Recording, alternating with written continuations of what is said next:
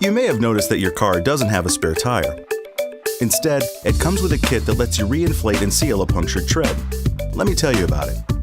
You'll find the kit in either the rear cargo area in a foam holder or in a pouch under the front passenger seat held down by straps. It's easiest to access it from the second row.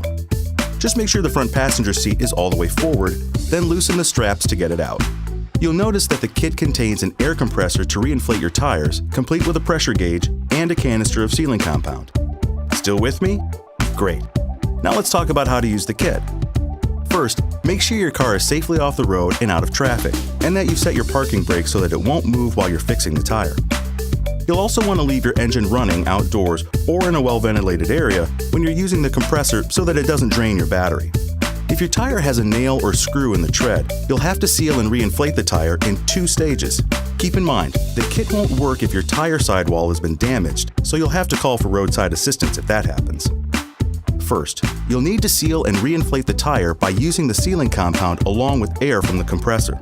Make sure not to remove any foreign object that has pierced the tire. To use the sealing compound, fasten the connector on the striped hose to your tire valve by turning it clockwise. Then plug it into one of the 12-volt outlets in your vehicle. Push down and turn the dial to the sealant position. Press the on button and inflate the tire to the pressure listed on the tire label on the inside of your door. Keep in mind, while the sealant is being pumped into your tire, you'll see an increase in your pressure reading.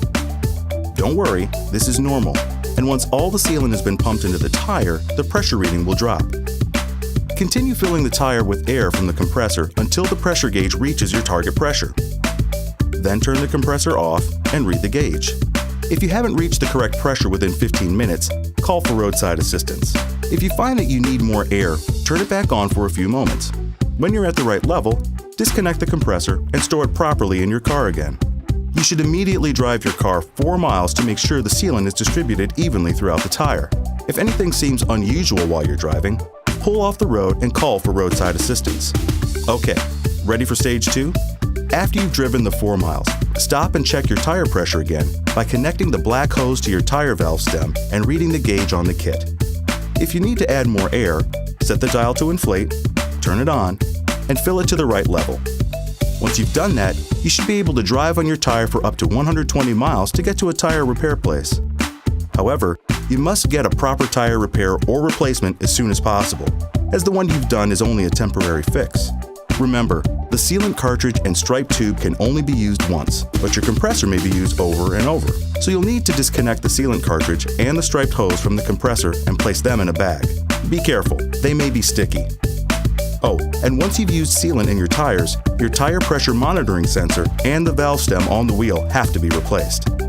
Any questions? Go to FordOwner.com.